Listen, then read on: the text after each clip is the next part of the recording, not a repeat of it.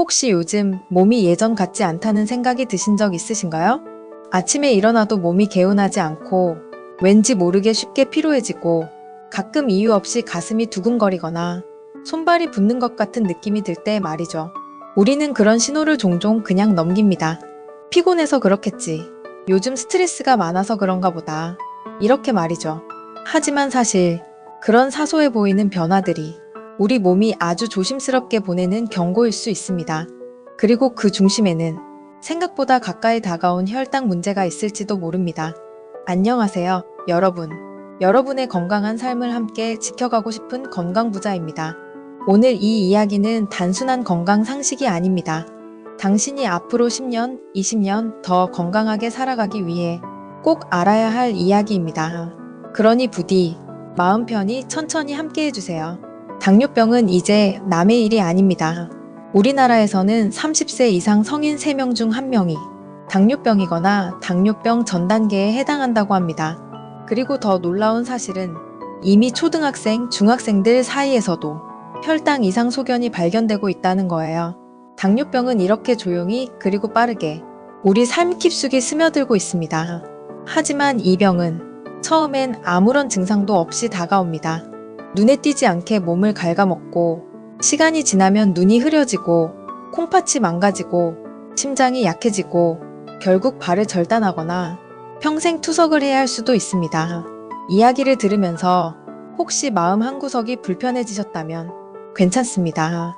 지금 이 순간부터라도 우리는 충분히 방향을 바꿀 수 있습니다. 여기까지 듣고 이 이야기는 내게 꼭 필요한 이야기구나 하고 느끼셨다면 지금 이 순간 구독과 좋아요로 함께 해주세요. 당신의 건강한 선택이 오늘을 넘어 미래까지 이어질 수 있도록 제가 끝까지 함께 할게요. 그럼 이제 본격적으로 들어가겠습니다. 당뇨병을 막기 위해 그리고 혈당을 건강하게 지키기 위해 가장 먼저 해야 할 일은 먹는 것을 바꾸는 것입니다. 그리고 이걸 막연하게가 아니라 딱 3가지 핵심 식재료부터 실천하는 걸로 시작할 수 있습니다. 첫 번째는 견과류입니다. 견과류는 혈당을 급격히 올리지 않으면서 건강한 지방과 단백질 그리고 풍부한 식이섬유를 제공합니다. 하버드 대학교 연구 결과에서도 견과류를 규칙적으로 섭취한 사람들이 제2형 당뇨병 위험을 약 20%나 줄였다는 사실이 밝혀졌어요. 하지만 여기서 주의할 점이 있습니다. 소금에 절이거나 꿀에 코팅된 견과류는 오히려 혈당을 더 올릴 수 있기 때문에 가능하면 자연 그대로의 생견과를 선택해야 합니다. 하루 한 줌 배고플 때 간식으로 드시는 것, 이게 가장 좋은 방법입니다. 두 번째는 플레인 요거트입니다. 요거트는 장내 유익균을 늘려주고 장이 건강해지면 인슐린 감수성도 좋아집니다. 장이 좋아지면 우리 몸이 혈당을 훨씬 더 잘 관리할 수 있게 되는 거죠. 플레인 요거트를 선택하는 것이 중요하고 딸기맛, 복숭아맛처럼 단맛이 추가된 제품은 피해야 합니다. 무가당 플레인 요거트에 아몬드나 블루베리를 살짝 올려 드시면 자연스럽고 건강하게 즐기실 수 있어요. 그리고 세 번째는 껍질째 먹는 과일입니다. 사과, 배, 자두처럼 껍질과 함께 먹을 수 있는 과일은 식이섬유가 풍부해서 혈당 상승을 완만하게 도와줍니다. 하지만 주스로 만들어버리면 이야기가 달라져요. 과일 주스는 섬유질이 다 깨지고 당분만 남게 되기 때문에 섭취하는 당의 양이 훨씬 많아집니다. 가능하면 통째로, 껍질째, 종이컵 하나 분량 정도만 드시는 것이 가장 좋습니다. 그리고 복숭아나 포도처럼 당도가 높은 과일은 조금만 정말 소량만 드시는 것이 안전합니다. 여기까지가 당뇨병을 막고 혈당을 지키기 위해 오늘부터 실천할 수 있는 3가지 음식 이야기였습니다. 하지만 좋은 음식을 고르는 것만으로는 충분하지 않아요. 이제부터는 무엇을 피해야 하는지, 그리고 어떻게 먹어야 하는지까지 더 깊이 알아봐야 합니다. 좋은 걸 먹는 것만큼 중요한 게 있거든요. 바로 나를 망가뜨릴 수 있는 음식과 습관을 피하는 것입니다. 사실 우리가 매일 아무 생각 없이 먹는 음식들, 그 안에는 혈당을 망치는 함정이 정말 많이 숨어 있어요. 가장 먼저 밀가루 음식이 있습니다. 빵, 국수, 케이크, 도넛, 어디서든 쉽게 먹을 수 있고 맛도 좋지만 문제는 이 밀가루가 몸에 들어오면 너무 빠르게 소화되고 혈당을 순식간에 끌어올린다는 거예요. 특히 떡볶이 같은 음식은 떡, 고추장, 설탕이 많나 혈당을 폭탄처럼 튀게 만듭니다. 한번 혈당이 확 치솟으면 몸은 당황합니다. 췌장이 급하게 인슐린을 퍼붓게 되고 결국 나중에는 인슐린이 제대로 작동하지 않게 되는 거죠. 그게 바로 인슐린 저항성이고 이게 쌓이면 결국 당뇨병이 되는 겁니다. 그리고 또 한 가지, 짠 음식. 우리는 흔히 짠 음식은 혈압만 나쁘게 한다고 생각하죠? 그런데 짠 음식은 혈당 조절에도 깊게 영향을 미칩니다. 짠 음식을 먹으면 몸이 수분을 붙잡아두려고 해요. 혈관이 좁아지고 혈액순환이 나빠지면서 혈당도 체내에 오래 머물게 됩니다. 그 과정에서 염증도 생기고 결국 몸 전체가 스트레스 상태에 빠지게 되는 거죠.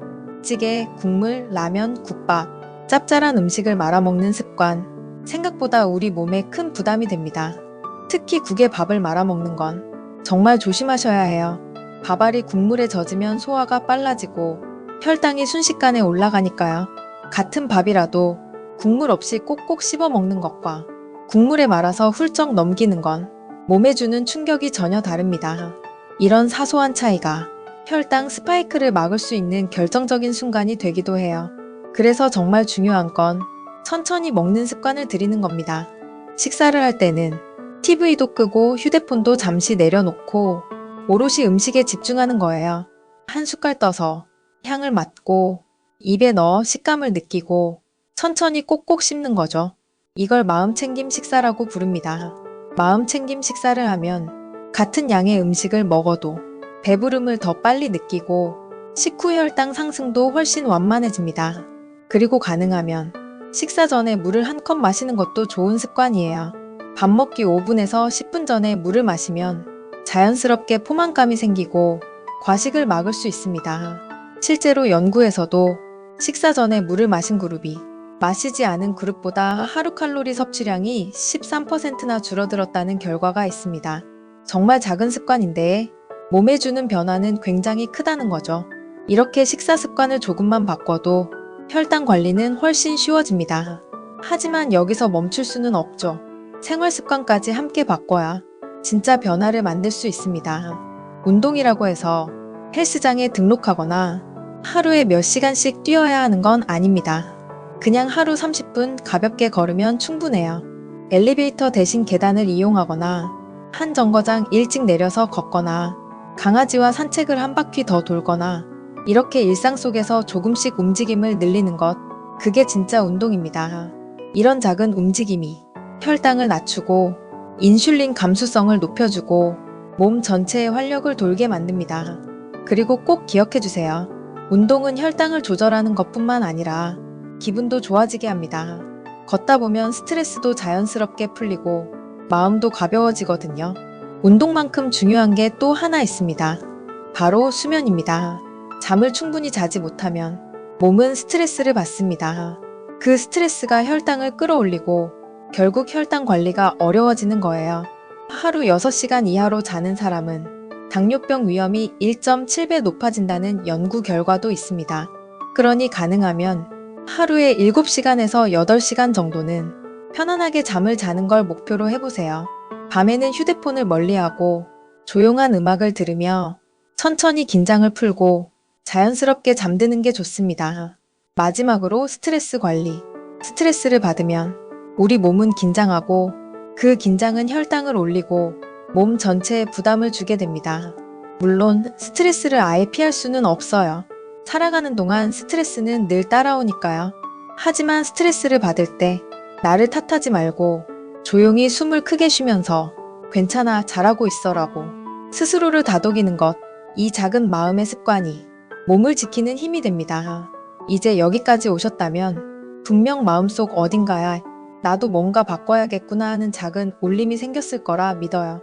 당뇨병은 조용히 다가오지만 우리가 조용히 막아낼 수도 있습니다. 어떤 대단한 결심이 필요한 것도 아니에요. 오늘부터 아주 작은 것 하나만 시작해도 됩니다. 아침에 일어나서 물 한 컵 마시기, 식사할 때 한 입 더 천천히 씹기, 하루 10분 산책하기, 잠자리에 들기 전에 핸드폰 내려놓기. 이런 사소한 행동들이 쌓이고 쌓이면 어느 날 문득 당신의 몸은 지금보다 훨씬 더 건강해져 있을 거예요. 우리는 알고 있습니다. 사람은 하루아침에 변하지 않는다는 걸요. 하지만 하루하루 조금씩 방향을 바꾸는 건 가능합니다. 그게 결국 5년 뒤, 10년 뒤 완전히 다른 삶을 만드는 거예요. 지금부터 다시 정리해 볼게요. 건강을 지키기 위해 우리는 좋은 것을 선택하고 나쁜 것을 조금씩 멀리해야 합니다. 견과류 한 줌, 플레인 요거트 한 컵, 껍질째 먹는 과일 한 조각, 이걸 꾸준히 챙기고 밀가루, 설탕, 짠 음식은 조금씩 줄이고 식사는 천천히 음미하면서 먹고 물 한 컵, 걷기 10분, 푹 자는 밤. 그 작은 선택들이 모여서 당신을 지키고 당신의 하루하루를 더 빛나게 만들어줄 거예요. 그리고 기억하세요. 건강은 나를 위해서 지키는 것이기도 하지만 내 가족을 위해서, 내 친구를 위해서, 내가 사랑하는 사람들을 위해서 함께 지켜야 하는 소중한 약속이기도 합니다.